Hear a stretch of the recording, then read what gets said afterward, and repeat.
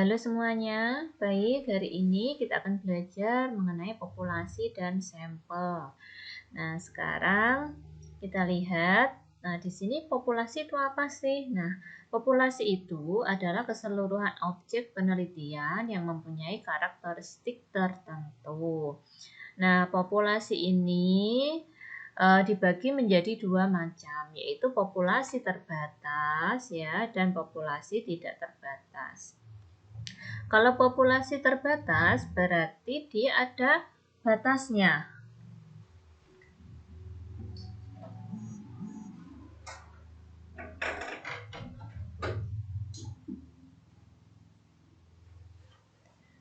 Kalau populasi terbatas di sini populasi yang memiliki batas kuantitatif secara jelas ya. Jadi dia jelas. Misalkan 5 juta orang guru SMA.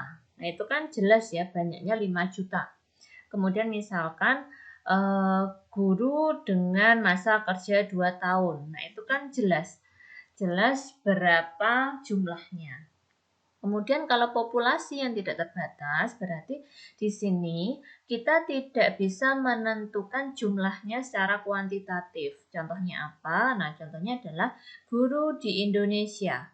Nah, misalkan kita menulis guru di Indonesia, berarti kan kita harus menghitung sejak guru pertama ada di Indonesia, kemudian sampai sekarang dan yang akan datang. Nah, itu kan kita tidak bisa menentukan secara pasti jumlahnya.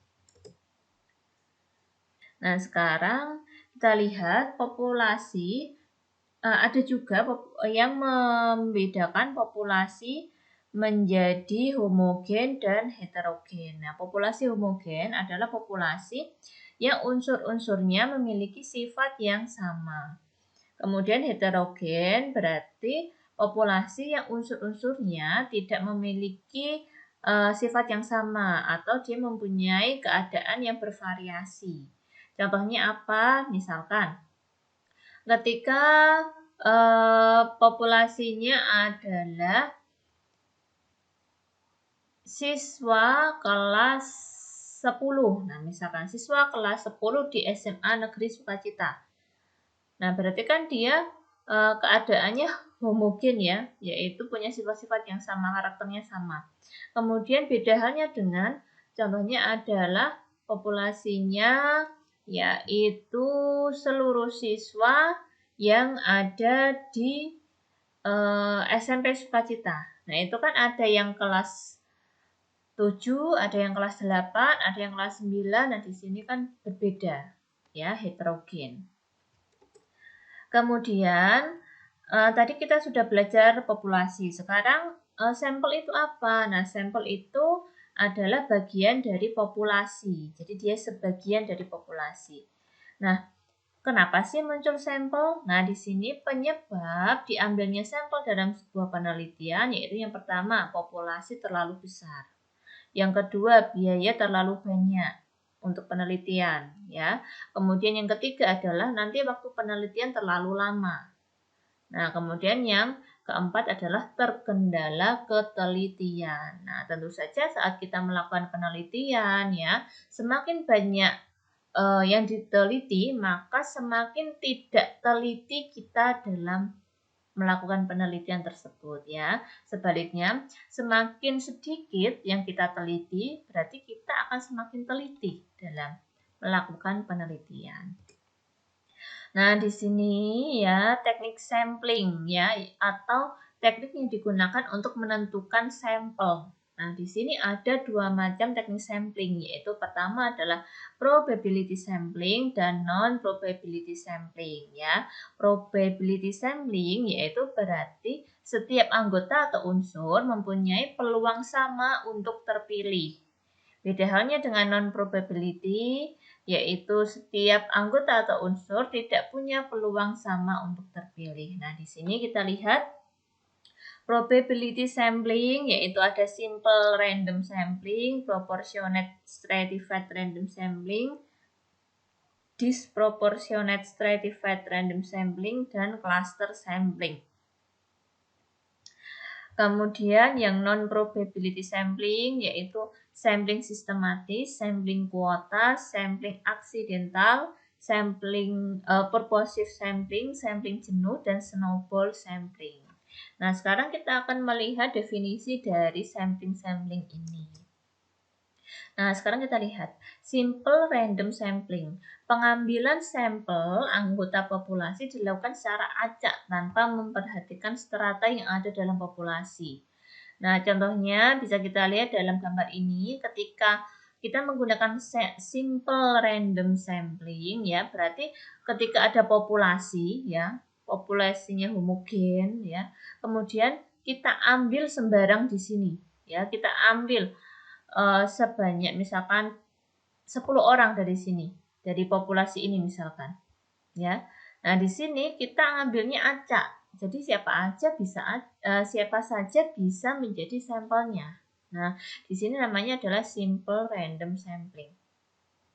Kemudian yang kedua adalah proportionate stratified random sampling, yaitu teknik sampling yang dilakukan pada populasi yang mempunyai susunan bertingkat atau berlapis-lapis ya.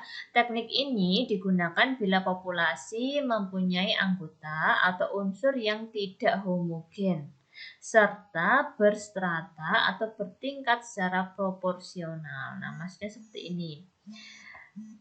Populasi pegawai perusahaan ya 100 lulusan S1, 200 lulusan SMA, 300 lulusan SMP.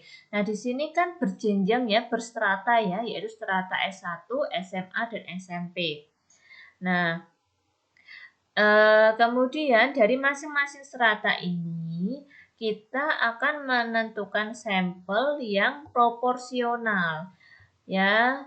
Jadi kalau ini 100, 200 dan 300, ketika kita ambil lulusan lulusan S1 10 ya, berarti SMA adalah 2 kalinya yaitu 20 ya kan, karena ini 100 ke 200. 200 itu kan 2 kalinya 100 ya kan. Jadi kalau lulusan S1 10, maka lulusan SMA 20. Lulusan SMP-nya berarti 3 kali lulusan S1 yaitu 30 ya, sesuai dengan proporsi dari populasinya. Seperti itu. Kemudian disproportionate stratified random sampling. Berarti teknik ini digunakan untuk menentukan jumlah sampel bila populasinya berstrata, tetapi stratanya ini kurang proporsional. Contohnya tadi ya. Nah, ini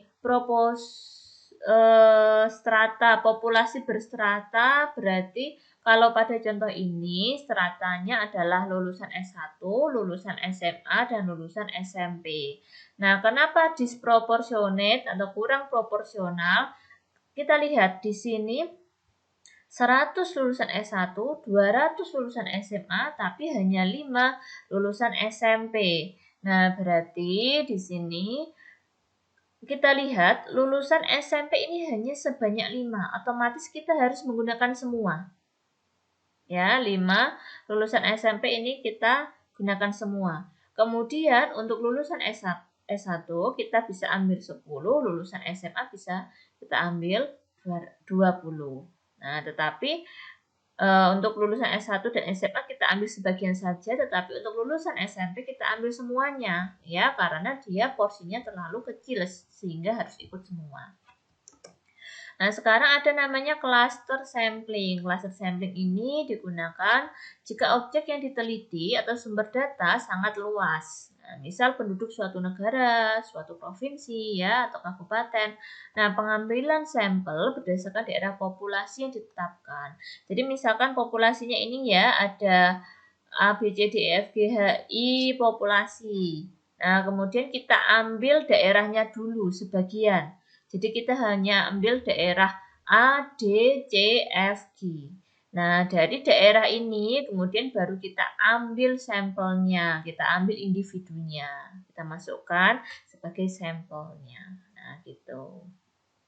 Contoh ya, nah ini misalkan populasinya adalah seluruh SMA, seluruh siswa kelas 10 SMA Negeri 1 Kudus. Berarti 10A sampai H ini adalah populasi, Kemudian dari populasi ini kita hanya ambil 2 kelas saja, yaitu kelas 10C dan 10G. Kemudian kita ambil beberapa anak dari kelas 10C dan 10G. Sekarang sampling sistematis. Nah, sampling sistematis yaitu teknik penentuan sampel berdasarkan urutan dari anggota populasi yang telah diberi nomor urut. Nah, contohnya apa? Misalkan ya, anggota populasi terdiri dari 100 orang. Kemudian kita beri nomor urut untuk 100 orang tersebut. Jadi kan nomor urutnya adalah nomor 1 sampai 100. Nah, kemudian sampel yang kita ambil adalah misalkan anggota yang bernomor genap. Nah, seperti itu. Bisa juga anggota yang bernomor ganjil misalkan. Nah, sekarang untuk yang sampling kuota. Teknik ini menentukan sampel dari populasi yang mempunyai ciri-ciri tertentu, ya, atau sampai jumlah kuota yang diinginkan. Pengumpulan data dilakukan langsung pada unit sampling, ya. Setelah sudah terpenuhi, pengumpulan data dihentikan. Jadi kita mengambil sampel, kita ambil sampelnya sampai kuota terpenuhi. Kalau kuota terpenuhi berarti stop. Kita tidak mengambil sampel lagi. Kemudian ada yang namanya sampling aksidental. Nah, di sini teknik penentuan sampel berdasarkan kebetulan, ya, yaitu siapa saja yang secara kebetulan bertemu dengan peneliti dapat digunakan sebagai sampel. Bila dipandang orang yang kebetulan ditemui itu cocok sebagai sumber data. Contohnya, misalkan kita akan melakukan penelitian tentang pendapat atau kesan dari efektivitas vaksinasi COVID. Nah, kemudian kita melakukan wawancara ya kepada orang yang kita temui. Nah, itu namanya adalah sampling aksidental, yaitu kebetulan ketemu dengan kita, kemudian kita jadikan sampelnya. Kemudian sampling purposive ya. Teknik sampling ini ya, di mana unit sampel yang dihubungi disesuaikan dengan kriteria-kriteria tertentu yang diterapkan berdasarkan tujuan penelitian. Contohnya, yaitu ketika kita akan melakukan penelitian tentang disiplin pegawai. Berarti sampel yang kita pilih adalah orang yang ahli dalam bidang kepegawaian saja, ya. Tidak mungkin misalkan OB ya kita masukkan di situ yang bukan pegawai tetap misalkan ya, atau bisa juga anak kecil ya, anak dari pegawai. Nah, itu kan tidak mungkin kita ambil sampelnya karena yang kita nilai atau yang kita teliti adalah tentang disiplin pegawai. Sekarang sampling jenuh. Di sini sampling jenuh adalah teknik penentuan sampel jika semua anggota populasi digunakan sebagai sampel, ya. Nah, tidak menutup kemungkinan sampel itu sama dengan populasi, ya. Ketika sampel kita gunakan semua populasinya, itu namanya adalah sampling jenuh. Kemudian yang ke-10 ini adalah snowball sampling. Snowball itu adalah bola salju. Ingat filosofi bola salju ketika menggelinding dari atas bukit ya, bukit salju, kemudian semakin ke bawah maka akan semakin besar bola saljunya. Nah, snowball sampling adalah teknik penentuan sampel yang mula-mulanya jumlahnya kecil, kemudian sampel ini disuruh memilih teman-temannya untuk dijadikan sampel. Jadi sampel pertama adalah A. Kemudian A punya teman B dan C. Kemudian B punya teman D, E, F. C punya teman G, H, I. Dan semakin besar semakin besar. Nah, itu adalah snowball sampling. Nah, kemungkinan saat penetapan sampel yang pertama adalah sampel harus proporsional. Sampel proporsional yaitu perbandingan penarikan sampel dari beberapa subpopulasi yang tidak sama jumlahnya. Nah, jumlah unit sampling pada subsampel sebanding unit sampling pada subpopulasi. Contohnya gini. Kalau ini ada 3.000 siswa SMA dan 2.000 siswa SMK. Ketika kita mengambil samplingnya, ya misalkan untuk 60 siswa SMA.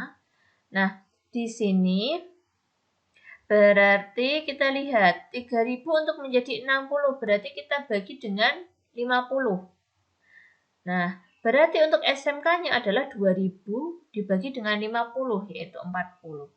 Nah, seperti itu. Jadi, proporsinya sama. paling tidak mendekati ya. Misalkan, Bu ini setelah saya bagi kok koma-koma. Nah, silakan dibulatkan. Seperti itu ya. Kalau 60 siswa SMA, tidak mungkin siswa SMK-nya 100. Kenapa? Karena populasi siswa SMK lebih kecil dari SMA. Jadi sampelnya juga sampel siswa SMK harus lebih kecil dari siswa SMA. Nah, kemudian yang perlu kita perhatikan yaitu yang kedua area sampel. Nah, subpopulasi ditetapkan berdasarkan daerah penyebaran populasi yang tidak diteliti. Nah, di sini perbandingan besarnya subpopulasi menurut daerah penelitian, yaitu dasar menentukan ukuran setiap subsampel. Nah, perhatikan di sini misalkan daerah penelitian kita ada 4 daerah. Jadi 4 daerah ini masing-masing harus masuk ke dalam sampel kita. Dengan banyaknya sampel harus proporsional. Kemudian yang kita lihat yaitu ketika sampel ganda. Subpopulasi ditetapkan berdasarkan daerah penyebaran populasi yang hendak diteliti. Perbandingan besarnya subpopulasi menurut daerah penelitian yaitu dasar menentukan ukuran setiap subsampel. Nah, di sini pengambilan sampel dilakukan lebih dari 2 kali, namun tetap memiliki kesamaan dengan unit sampling yang pertama. Kemungkinan masuknya data sebanyak jumlah sampel yang telah ditetapkan sangat besar. Di sini sampel ganda dilakukan jika jumlah populasi cukup besar. Selanjutnya, kita akan belajar bagaimana menentukan ukuran sampel. Nah, syarat kita bisa menentukan ukuran sampel yaitu yang pertama, kita harus tahu banyaknya populasi, banyaknya anggota populasi. Yang kedua, kita harus menentukan taraf signifikansi atau alfa yang diinginkan. Taraf signifikansi itu adalah taraf ketelitian. Ya. Bisa 1%, bisa 5%, bisa 10%. Ya. Umumnya untuk penelitian pendidikan itu menggunakan 5%. Tetapi untuk penelitian kedokteran, yaitu kedokteran atau kesehatan itu menggunakan 1%. Karena kita di bidang pendidikan, jadi bisa menggunakan yang 5%. Nah, di sini metode penentuan ukuran sampel ada 3, yaitu tabel Creci-Morgan, nomogram Harry-King, dan rumus Lovin. Nah, pada hari ini akan saya bahas adalah tabel Creci-Morgan dan rumus Lovin. Nah, untuk tabel Creci-Morgan sangat mudah, yaitu tinggal kita melihat N-nya, kemudian kita lihat taraf signifikansinya. Namun di sini ada kekurangannya, yaitu di sini nilai N-nya sudah tertulis ya, tidak fleksibel. Contohnya, misalkan nilai N-nya kita adalah 58. Nah, di sini kan tidak ada ya, hanya ada 55 dan 60. Jadi kita hanya bisa menerka-nerka. Nah, tetapi kalau di sini banyak populasi kita ada di tabel Creci, nah ini mudah, tinggal kita lihat aja. Misalkan populasi kita adalah 60 orang. Kita ambil taraf signifikansi 5%. Nah, jadi kita lihat tabelnya. Nah, di sini 60 populasinya, kita ambil signifikansi yang 5%, jadi sampel kita adalah 51 orang. Nah, seperti itu ya. Nah, sekarang kita lihat untuk menggunakan rumus Slovin, penentuan ukuran sampel untuk rumus Slovin. Di sini rumusnya adalah N kecil itu adalah sampel ya, sampel minimal sama dengan N besar yaitu jumlah populasi per 1 plus N kali alfa kuadrat. Ya, alfa adalah taraf signifikansi. Berapa ukuran sampel minimum yang harus diambil dari populasi yang berjumlah 1000 dengan taraf signifikansi alfa yaitu 0,05. Nah, nanti bisa langsung dimasukkan ya, yaitu N besarnya ini 1000 ya, 1 plus 1000 kali 0,05 kuadrat. Seperti itu. Jadi kita bisa menghitungnya ya, 0,05 dikuadratkan dulu kali N-nya, kemudian ditambahkan 1 baru dibagikan dengan 1000-nya. Nah, kemudian bagaimana kalau soalnya